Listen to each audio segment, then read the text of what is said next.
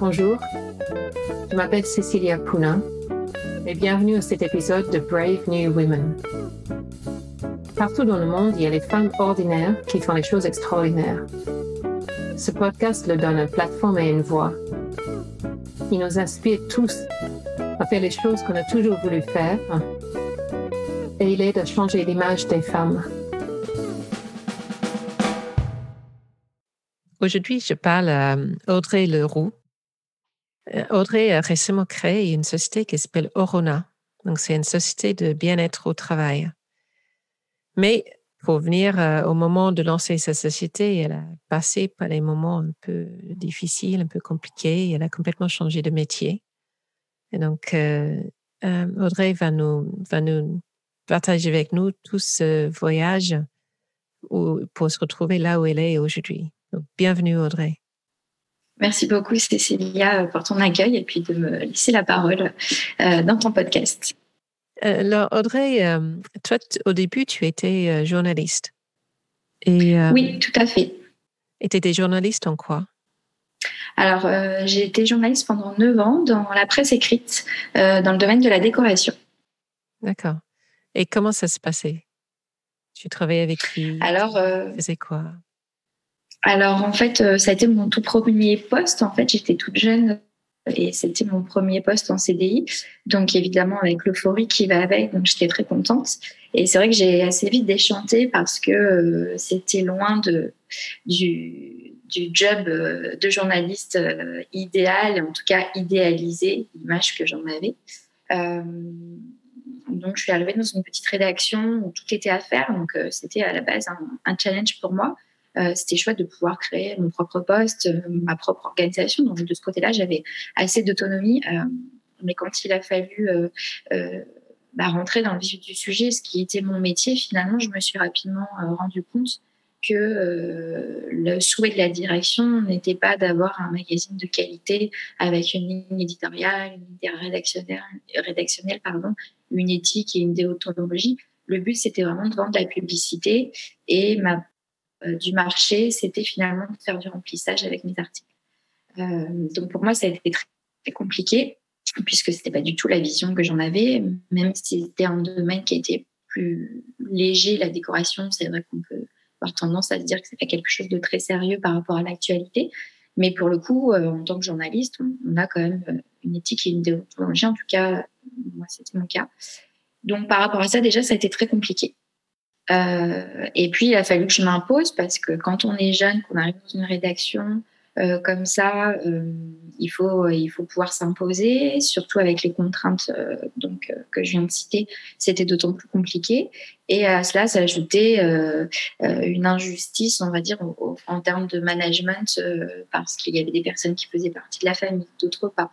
Donc, on avait une injustice au quotidien avec mes collègues avec lesquels je travaillais comme la graphiste. On travaillait toutes les deux en binôme et les assistantes aussi. Et c'est vrai qu'on subissait pas mal d'injustices en dehors du travail en lui-même par rapport au fonctionnement de la société, tout simplement, les congés maladie, les jours pour enfants malades, etc. Donc c'était vraiment un ensemble de choses qui ont créé une mauvaise ambiance dans la société et une accumulation de choses. Et donc c'était toi, tu sentais que ton travail même était dénigré et que... Oui. Et en plus, sur ça, il n'y avait pas une égalité de traitement dans la société. Tout à fait. Alors, oui, c'était vraiment cette impression d'injustice, en fait, et puis de pas prendre au sérieux, en effet, un travail. Quand on est embauché pour faire un travail, on se donne à fond, on se donne les moyens de le faire, et puis finalement, quand on nous bloque pour le faire, on comprend trop le message, en fait. Donc, faut savoir bien se situer. Donc, on peut donner le change pendant quelques temps, ce qui a été mon cas.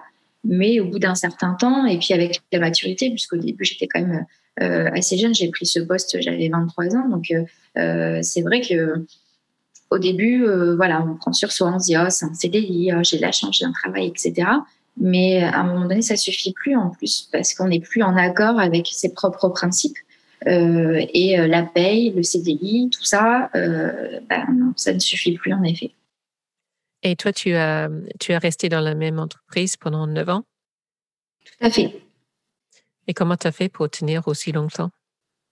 Alors, c'est une très bonne question. Avec du recul, je me dis que je sais pas, c'est pas possible. Ça me paraît tellement loin aujourd'hui. Maintenant, comme je suis nature optimiste et je pars toujours du principe que tout ce qu'on vit de négatif peut se transformer en positif. Je pense que c'était entre guillemets un mal nécessaire pour moi. Durant ces 9 années, j'ai déclaré une sclérose en plaques et puis j'ai accouché à 7 mois. De mon premier enfant, de ma fille, qui aujourd'hui va très bien, mais elle a failli mourir et moi aussi. Et c'est vrai que ces événements assez dramatiques sur le coup m'ont fait pas mal réfléchir et à un moment donné, je me suis dit stop, que c'est un lien ou pas. Même si, bon, aujourd'hui, je suis intimement convaincue que, évidemment, il y a un lien, puisque je travaille aujourd'hui sur la gestion du stress, je suis formatrice, et on voit bien l'impact du stress sur le corps, sur l'esprit. Donc, je suis intimement convaincue qu'il y a un lien avec mon travail auparavant. Mais je pense que il fallait que j'ai cette maturité, que aussi je me dégage de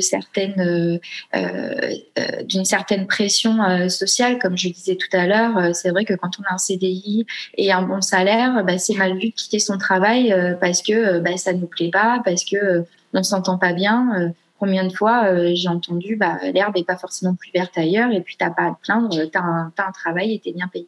Donc c'est vrai que c'est ça en fait, je pense qui m'a tenue. Et puis du fait d'être jeune et d'être inexpérimentée dans d'autres postes et d'autres sociétés, en fait j'avais pas cette confiance en moi en fait de me dire bon oui je cherchais ailleurs, mais je pense que inconsciemment j'étais pas forcément prête et je me disais que je n'avais pas cette valeur pour travailler ailleurs. Et le problème c'est que c'était un cercle vicieux, puisque en travaillant dans une telle société où on nous rabaisse, où on ne prend pas en compte notre avis et où notre travail est dénigré, forcément on est démotivé, forcément notre travail perd de la valeur et notre estime de nous-mêmes aussi en fait. Donc je pense que c'est tout ça qui a fait que j'ai tenu jusqu'au moment où ça se dégradait, parce que plus ça allait, pire c'était évidemment dans cette société. Donc jusqu'à un moment donné où je suis tombée enceinte de mon deuxième enfant. Et là, j'ai dit stop, ce sera voilà, je n'y retournerai pas, je peux plus. Donc, en fait, moi, j'entends que tu subissais beaucoup de choses parce qu'il y avait déjà une sclérose en plaques, donc c'est pas rien. Tu as failli mourir, tu as failli perdre ton enfant qui est né à 7 mois. Donc, c'est des choses très, très lourdes. Et en même temps, tu t'étais pris quelque part entre le fait que ta confiance diminuait.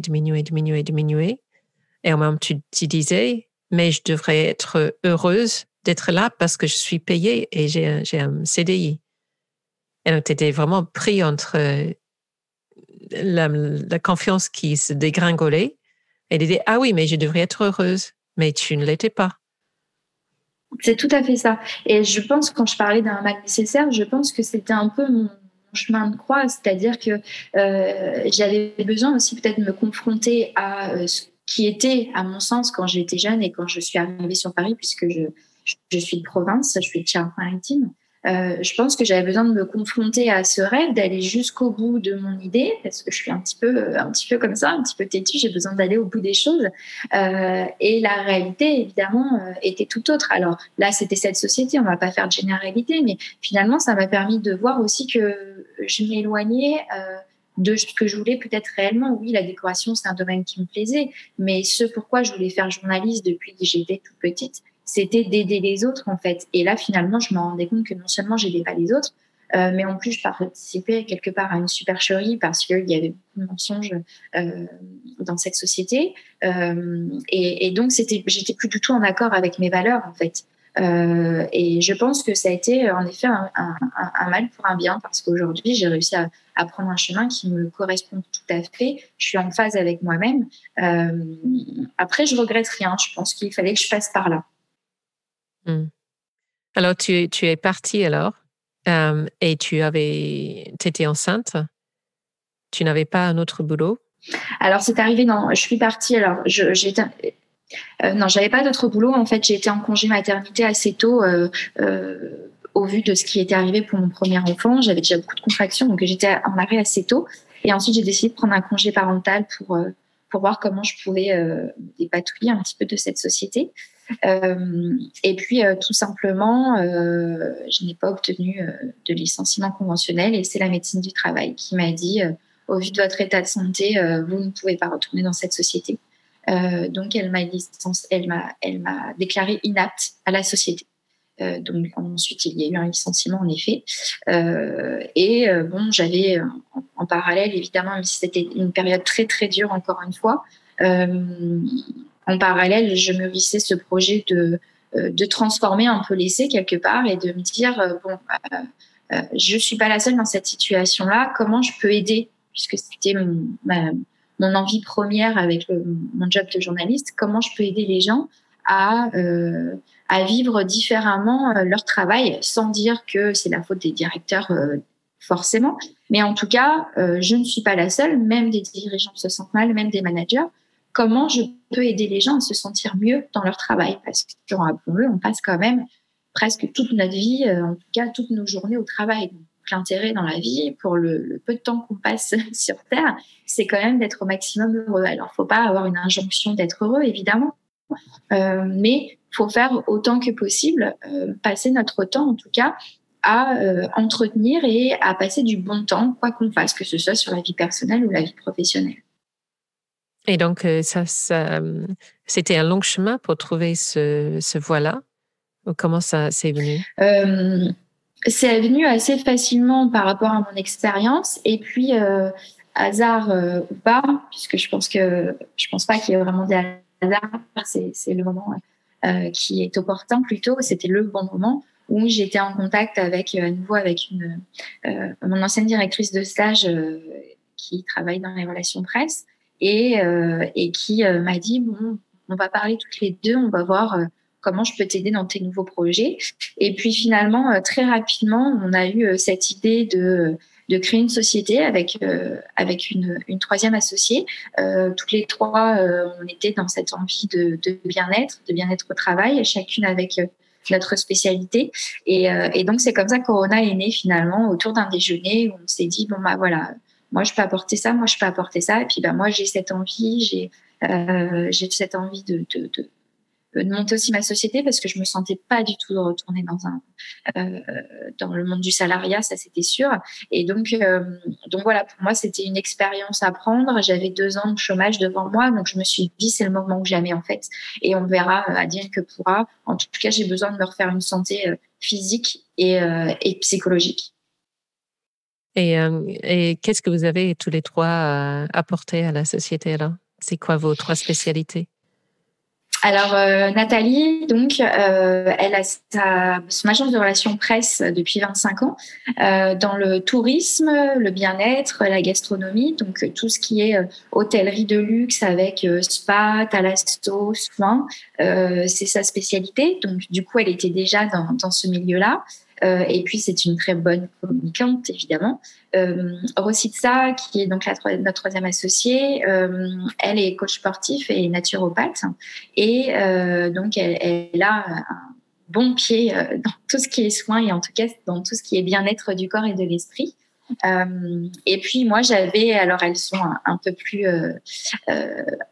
âgées que moi et donc c'était l'expérience aussi qui était intéressante parce qu'elles avaient toute cette expérience d'entrepreneuriat, l'expérience de salariat aussi dans différentes sociétés. L'expérience pour moi n'a pas de prix, donc c'était intéressant de m'entourer d'associés qui pouvaient aussi m'aider de ce côté-là, me coacher, avoir ce regard que je n'avais pas, qui était trop neuf pour moi. Et pour moi, ce que j'apportais, alors pour le coup, au début, ayant perdu toute la confiance en moi, au début, je ne voyais pas trop ce que je pouvais apporter, si ce n'est l'idée principale.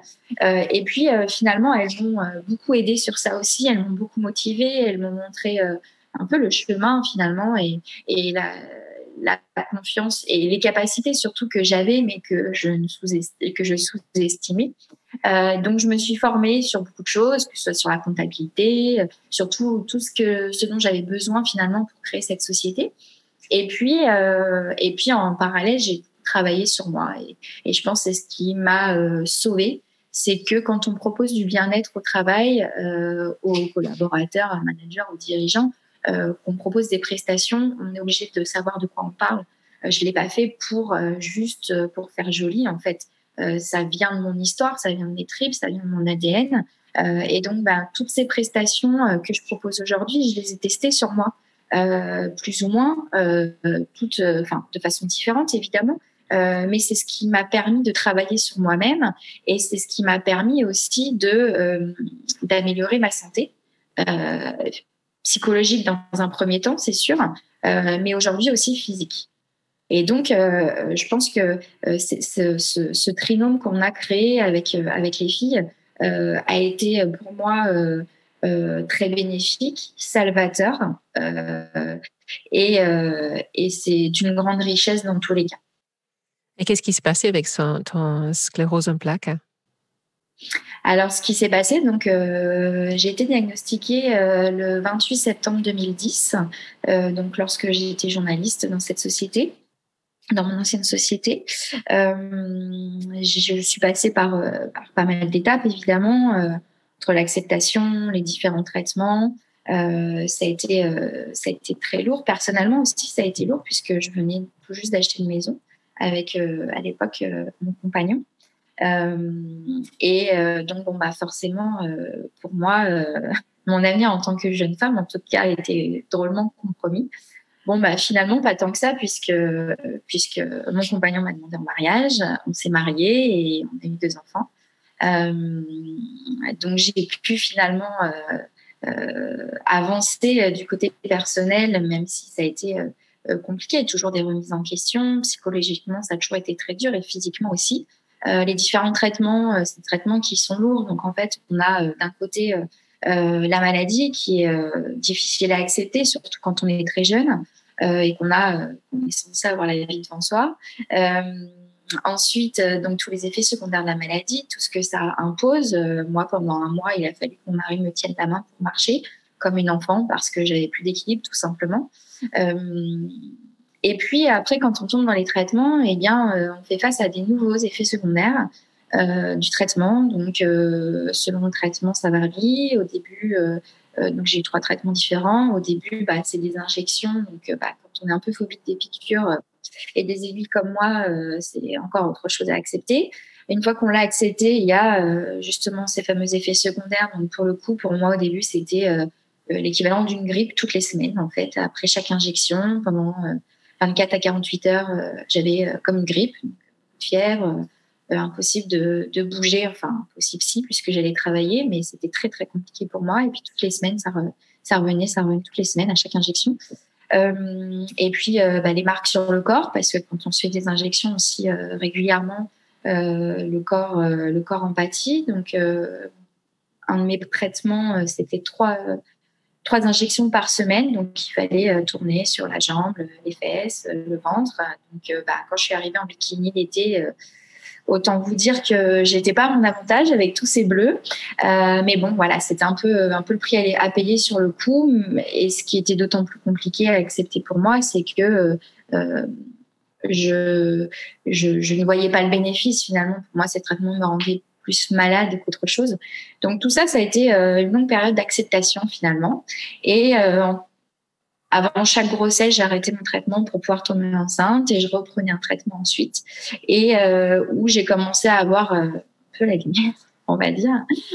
C'est pour ma 2e grossesse. Donc après la sclérose, après mon accouchement à 7 mois, après les difficultés qu'on a eues avec ma fille au niveau de sa propre santé. Quand on a décidé de refaire un enfant, là j'ai arrêté mon traitement et puis on m'a annoncé que le prochain traitement ce serait plus des injections, ce serait des médicaments. Donc là ça a été une nouvelle étape et ça a été quand même une belle libération.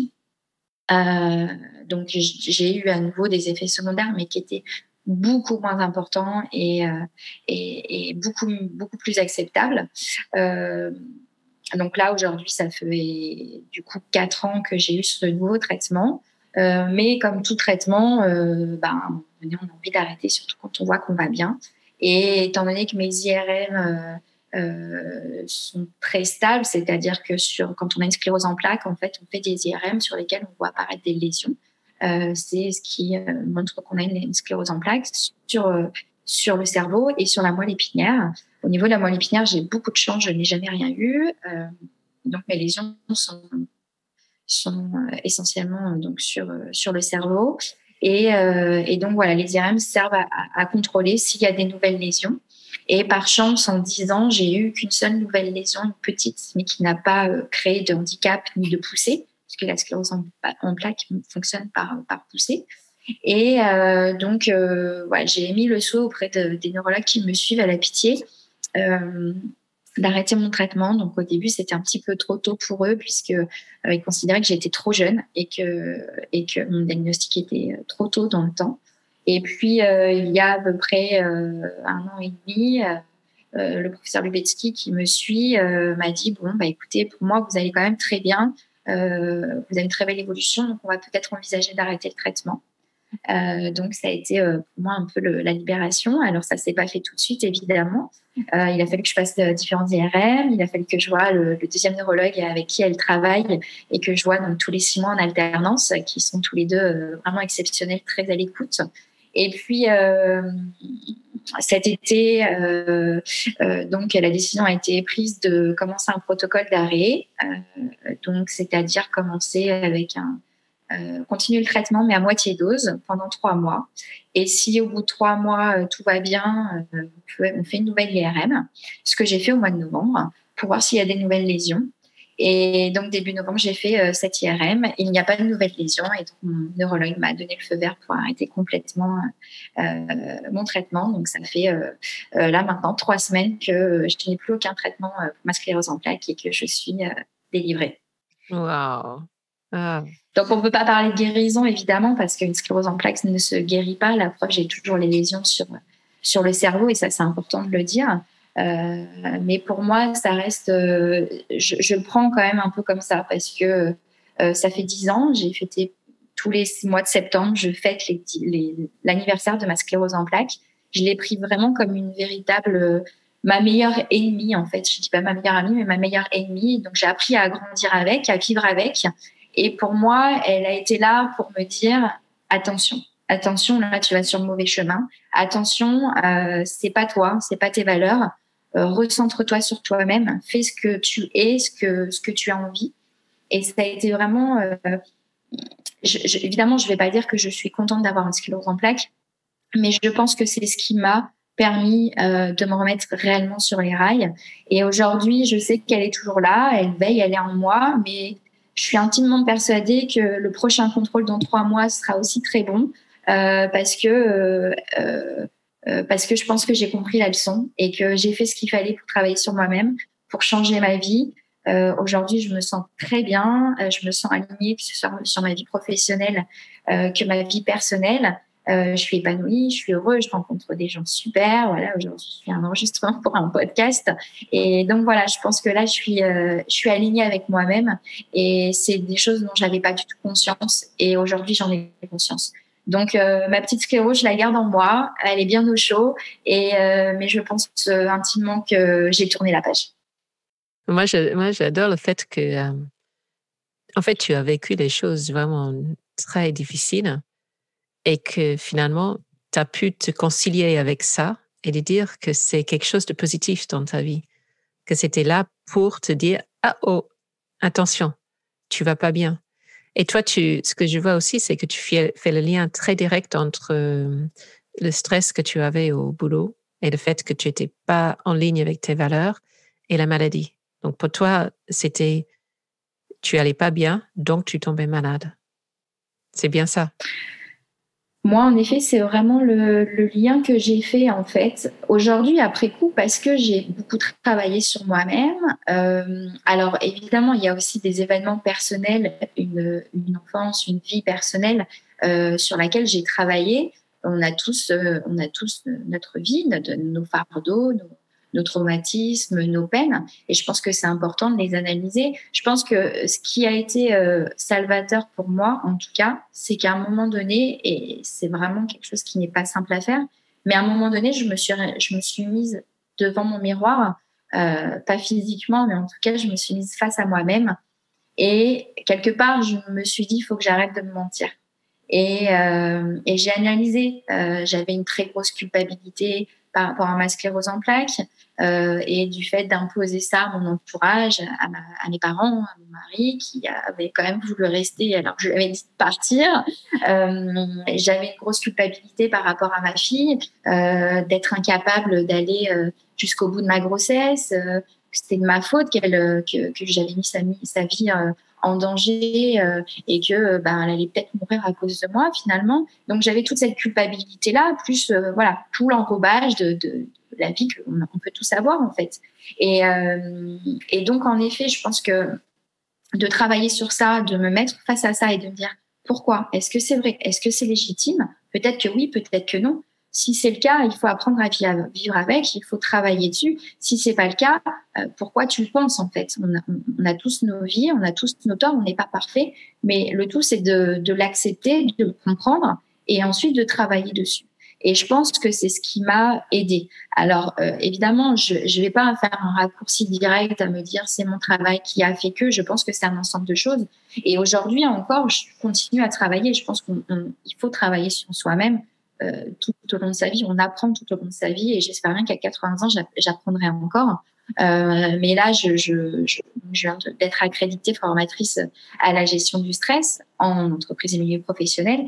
Et là encore, j'ai une nouvelle prise de conscience, en effet, par rapport à ma maladie et par rapport à mon ancien travail, en fait. Et je pense que c'est important d'analyser ça. Pour autant, le stress n'est pas négatif. Hein. Je ne vais pas rentrer dans les explications, mais le stress n'est pas du tout négatif. Il faut juste apprendre à le gérer, à le dompter et à connaître son propre fonctionnement en fait, par rapport à ce stress pour se dire là, c'est stop. Là, on peut y aller, mais là, c'est stop. Et donc, tu as fait un énorme travail sur toi-même et sur ta culpabilité. Et, extraordinaire que tu te sentais coupable des choses pour lesquelles tu n'y pouvais rien, que tu subissais. Oui. Alors après, c'est pas complètement parti. C'est-à-dire qu'on chasse le naturel, il revient souvent au galop, comme on dit. Mais voilà, ça permet aussi de comprendre des choses. Que oui, il y a des choses qui arrivent dans la vie. On peut vouloir trouver des responsables et en priorité, le plus facile, c'est nous-mêmes, même si on se l'avoue pas forcément. Mais finalement, il faut aussi accepter que les choses arrivent et que c'est la faute à pas de chance. Mais qu'est-ce qu'on en fait en fait? C'est surtout ça. Après tout, est-ce que c'est important de savoir la faute à qui c'est la faute?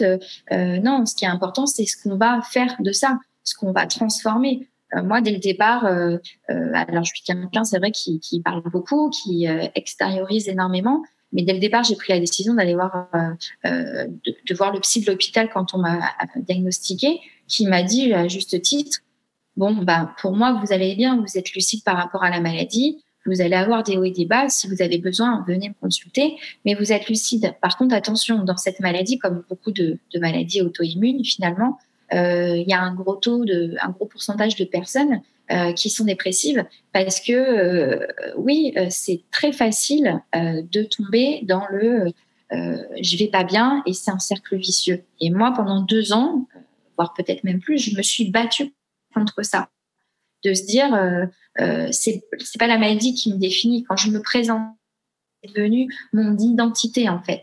Donc je pense que c'était un moyen pour moi de l'accepter. Et donc, il a fallu passer ça pour me dire non, mais la sclérose en plaques, c'est pas ce qui te définit. C'est une de tes particularités. Comme tu es blonde, tu as des lunettes, tu es petite, voilà.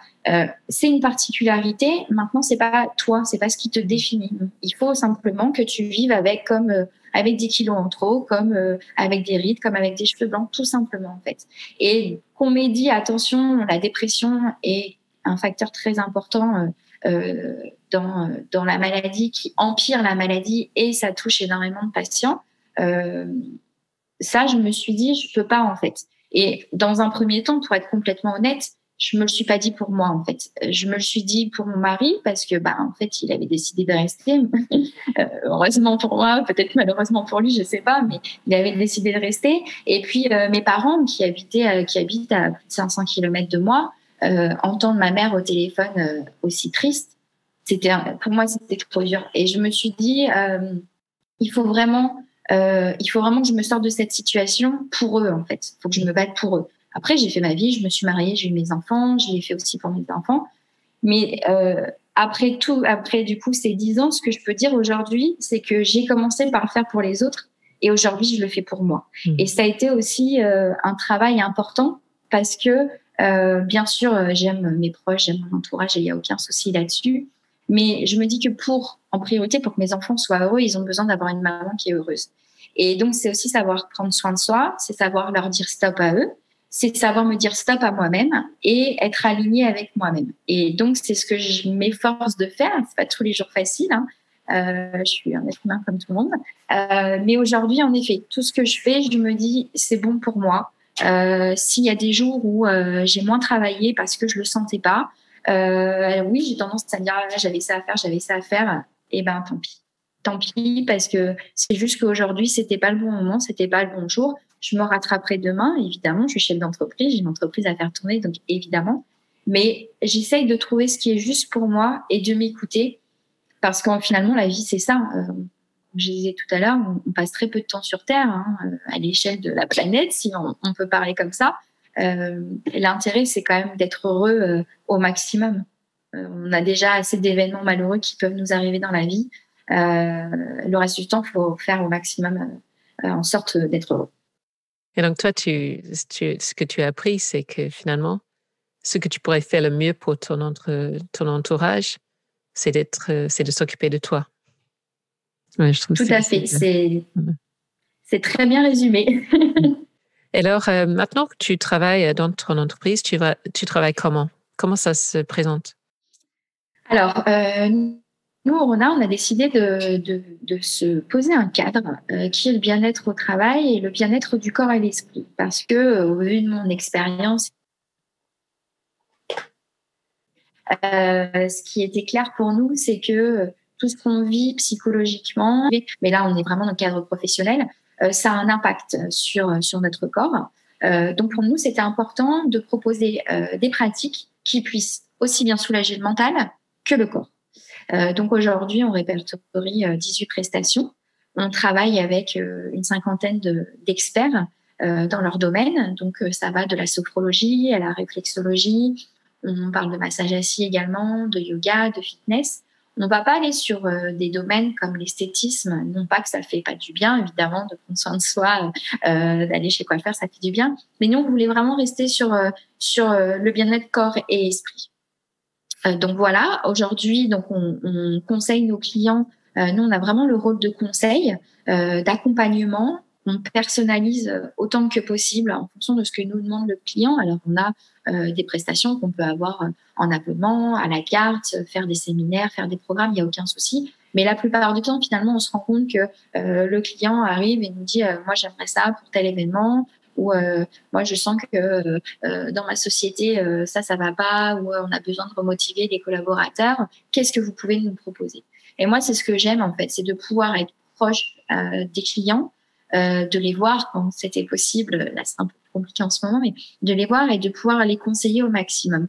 Et ma marque de fabrique, même si c'est pas quelque chose que je mets en avant, parfois j'en parle même pas, mais du fait de mon expérience, je pense que je suis bien placée pour savoir ce qu'on a besoin en entreprise et ce qu'il faut faire. Je pense que le but aujourd'hui et la priorité, c'est vraiment de faire de la prévention. Il y avait des grosses problématiques avant la Covid. Là, avec cette pandémie, c'est encore pire. Et je pense que 2021, on va aussi avoir pas mal de retombées psychologiques. On le voit de plus en plus dans les articles, les arrêts maladie qui tombent, qui ne sont pas à cause de la Covid, mais à cause des burn-out, d'épuisement professionnel. Et donc, faire de la prévention, à mon sens, c'est primordial. Il y a plein de façons de faire la prévention. Il y a la gestion du stress en elle-même, ce que je propose maintenant en entreprise. Donc ça, c'est sous forme de formation d'une journée. Et aussi à un titre individuel, là, j'accompagne aussi bien les salariés à titre individuel que les professions libérales comme les avocats. Mon but, c'est vraiment de me démarquer des prestataires avec qui je travaille. J'ai pas la casquette psy, j'ai pas la casquette sophrologue, pardon. J'ai vraiment la casquette de formatrice et à la sensibilisation du stress. Je veux sensibiliser les gens parce que le stress, c'est un mot qui est vraiment galvaudé aujourd'hui. Et moi, la première, quand j'ai passé cette certification, j'ai été très étonnée de découvrir autant de choses. Et donc, mon but aujourd'hui, c'est vraiment de faire comprendre aux gens les mécanismes du stress, comment ça fonctionne. On ne se dit pas tout le temps, on dit on est stressé, on est stressé, on est stressé. Et le stress, c'est quelque chose de précis.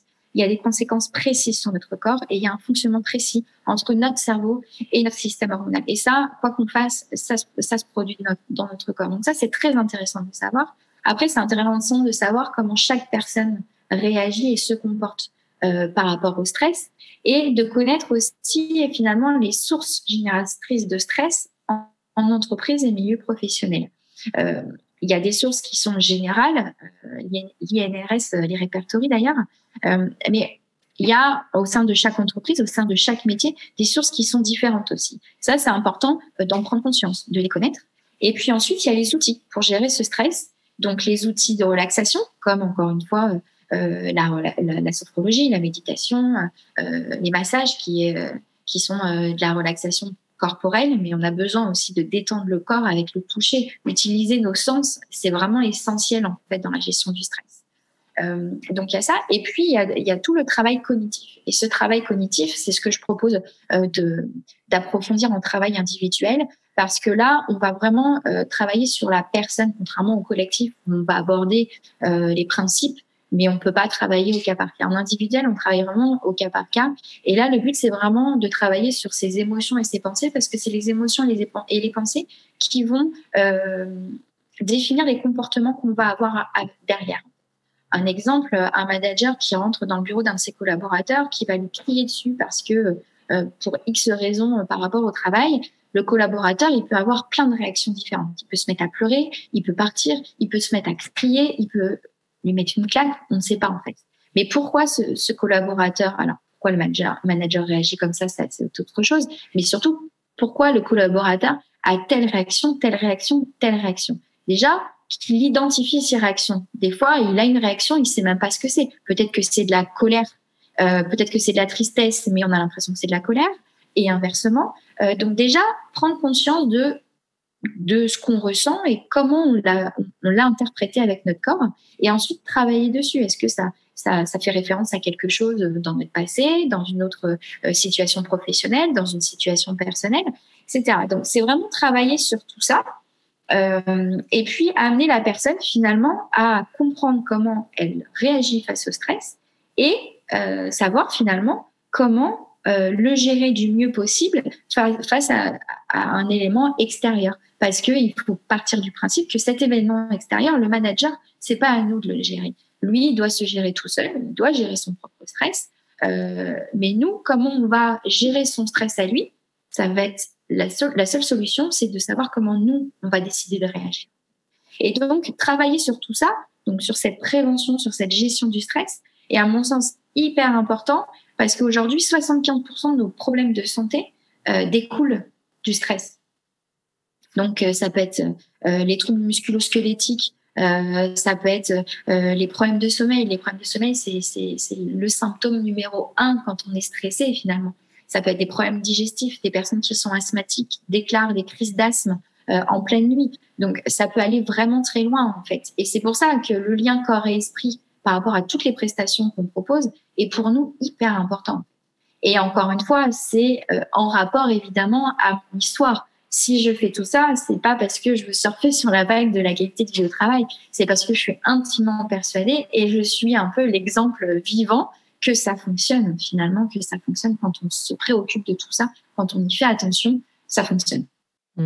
Et est-ce que tu as les exemples dans tes formations, dans ton travail, est-ce que tu as les exemples frappants de les gens avec qui tu as parlé, qui t'ont travaillé, qui te racontaient des histoires? Est-ce qu'il y a des choses des exemples précis que tu peux partager avec nous? Alors oui, je me souviens, alors on travaillait avant l'épidémie, on travaillait beaucoup avec les hôtels de luxe pour leurs collaborateurs. Donc là, en ce moment, c'est un petit peu compromis, mais je me souviens on est intervenu sur un grand hôtel. C'était une journée entière de massage assis. Donc le hama assis, c'est du massage sur chaise, pardon, pendant 15 à 20 minutes. Et je me souviendrai toujours d'une dame qui est arrivée. C'était une dame qui travaillait dans les cuisines. Elle est arrivée avec sa charlotte sur la tête et puis sa tenue de cuisine, en fait, avec les protections sanitaires, etc. Et elle était arrivée toute speed. Oh là là, je suis désolée, je suis en retard. J'avais tel créneau. Je lui dis, vous inquiétez pas, il y a votre place. Pas de panique. Parce que moi, j'aime bien être sur place autant que faire se peut sur les prestations, surtout quand c'était la première fois que je travaillais avec une entreprise. J'aime bien être sur place et avoir un feedback. Et donc, je vois cette dame toute affolée arriver. Je dis, vous inquiétez pas. Donc, elle souffle 2 secondes et puis c'est à son tour. Et 15 minutes après, je l'ai vue ressortir. C'était plus la même personne. C'était vraiment plus la même personne. Elle n'avait plus le même visage. Elle était complètement détendue. Elle nous a remercié 1000 fois et elle m'a dit, mais ah là là, mais ça, il faudrait que vraiment qu'on ait ça tous les mois parce que ça détend, parce que c'est vrai qu'en cuisine, on est vraiment très sollicité, qu'on est tout le temps debout, qu'on a des douleurs. Et là, pour moi, j'avais rempli mon job parce que j'avais répondu présente pour ma cliente qui était le service RH en fait de l'hôtel, qui voulait faire des choses pour l'ensemble des collaborateurs. Donc, il y avait plusieurs services. Là, c'était la cuisine, mais il y avait aussi le desk. Il y avait les hommes d'entretien. Il y avait la direction. Tout le monde pouvait participer à ces séances de massage. Et donc, moi, j'avais répondu présente donc à ma cliente qui avait le sourire, qui m'a dit après, ah là là, mais tout le monde était content, Audrey, merci. Tout le monde voudrait ça tout le temps. Les participants qui ne sont pas mes clients directement, mais qui sont les participants quand même, avaient le sourire, ressortaient avec un super sourire. Et puis moi, mes prestataires, les masseuses qui sont intervenues, m'ont dit ah là là, c'était chouette parce qu'on a vu les gens qui étaient contents. Et puis en plus, on a travaillé dans un hôtel qui était un endroit qui était super beau. Donc en fait, pour moi, la boucle, elle était bouclée. Et moi, ça me suffisait. En fait, j'étais nourrie par le sourire des autres. Et je me suis dit, bah voilà, je sais pourquoi je fais ce métier-là et je sais pourquoi je veux continuer à le faire. Alors, on est d'accord que ça révolutionne pas tout. C'est pas parce que cette personne a eu un massage assis qu'elle n'a pas de conflit hiérarchique. Ça, c'est encore autre chose. Mais le fait de s'intéresser plus loin, être humain, c'est pour moi un métier de l'humain. Donc, forcément, les personnes parlent et disent ah bah oui, vous savez, je suis stressée parce que ça, et puis en ce moment, ça va pas avec un tel, etc. Donc, nous, c'est des retours aussi qu'on peut avoir et on peut encore mieux conseiller notre client qui est la direction finalement en disant bah vous savez, on nous a dit ça, peut-être que ce serait bien de faire une séance de cohésion de groupe ou une séance de co-développement pour voir les conflits, pour voir ce qu'on peut mettre en place pour améliorer. Et petit à petit, on va tisser un lien de confiance et puis une stratégie et une démarche qualité de vie au travail vraiment intéressante.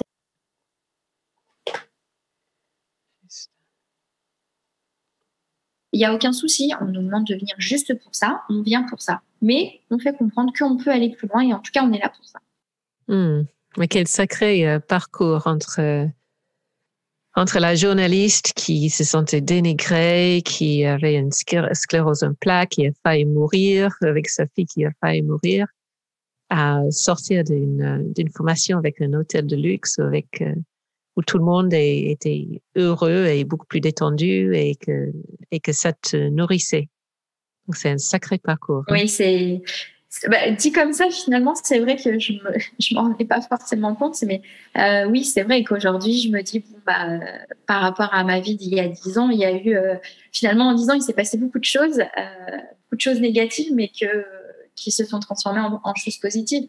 Et j'espère bien que les 10 prochaines années seront tout aussi intéressantes et enrichissantes. En tout cas, c'est ce sur quoi je travaille au quotidien avec les personnes que je rencontre et les partenariats que j'essaye de mettre en place, les formations que je fais, et j'essaye d'apprendre au maximum des uns et des autres et d'avancer, d'évoluer et de m'améliorer aussi. Je pense qu'on peut toujours s'améliorer. Donc, en tout cas, c'est une aventure professionnelle, personnelle et avant tout humaine, parce que même du côté des prestataires avec qui je travaille, je ne peux pas vendre du bien-être en entreprise si les prestataires avec qui je travaille, qui sont un peu indépendants, ne sont pas heureux de travailler avec moi. Donc, c'est vrai que j'essaye d'avoir des relations très humaines avec eux, que ce soit en termes de rémunération, que ce soit en termes de déplacement. C'est vrai que j'aime pas les faire déplacer 1 heure pour 1 heure de prestation si je sais qu'ils ont 2 heures de déplacement aller-retour. Donc, c'est pas toujours possible de faire attention. Et c'est un deal qu'on a entre nous. S'ils sont pas OK, il y a aucun souci là-dessus. Et je vais pas les blacklister, pas du tout. On a tous nos contraintes. Et moi, mon but, c'est vraiment que les personnes qui travaillent avec moi se disent ah bah Orona, ils se soucient de nous en fait. On n'est pas juste des pions qui placent en entreprise. Ils se soucient de nous, ils font attention, ils sont à l'écoute. Voilà, ils sont chouettes. Et c'est pas dire être chouette juste pour être chouette, c'est de dire bah voilà, il y a une vraie démarche qualité de vie au travail pour tout le monde. Moi mon but c'est vraiment d'avoir ce cercle vertueux en fait. Et c'est ce sur quoi j'essaie de travailler au quotidien. Alors c'est pas toujours facile, c'est pas toujours réussi, mais en tout cas c'est ce à quoi j'aspire. Moi, pour finir les entretiens, j'aime bien poser 2 questions. Donc, la première question, c'est pour toi, dans ta vie, est-ce que le fait d'être une femme, surtout dans ton vie de travail, est-ce que le fait d'être une femme a été un négatif, un positif? Est-ce que ça avait un impact? Alors oui, pour le coup, justement, dans la société dans laquelle je travaillais, être une femme était compliqué puisque mon directeur n'agissait pas du tout pareil avec les hommes. C'est-à-dire que face aux hommes, il ne disait rien. Sauf que par contre, les femmes, ça ne le dérangeait pas du tout de leur hurler dessus. Donc oui, il y avait une réelle différence à être une femme. Après, pour ma part, c'est ce qui me donne d'autant plus envie de me battre finalement. C'est-à-dire que pourquoi je ne serais pas l'égale d'un homme, en fait. Après, c'est parce que j'étais aussi élevée comme ça. J'ai une maman qui s'est toujours battue, qui nous a toujours montré que dans la vie, oui, il fallait se battre et que on n'était pas plus bête qu'une autre et surtout pas plus bête qu'un autre. Donc moi, je me suis jamais dit, je suis une femme, donc je pourrais pas ou j'y arriverai pas ou comme ma fille dernièrement qui m'a dit, mais maman, est-ce que pilote d'avion, est-ce que les femmes elles peuvent le faire? Je lui ai dit, mais ma chérie, tous les métiers qui existent au monde, tu peux les faire, que tu sois un homme ou une femme, peu importe, à partir du moment où tu as envie de le faire, tu le fais. Et moi, je me suis toujours positionnée comme ça. Maintenant, oui, la différence, elle se voit au quotidien, elle se vit, pas partout, pas tout le temps, mais en tout cas, moi, je l'ai vécu, ça c'est certain. Et la dernière question que j'aime bien poser, c'est si tu avais un message pour les gens qui écoutent, ce serait quoi?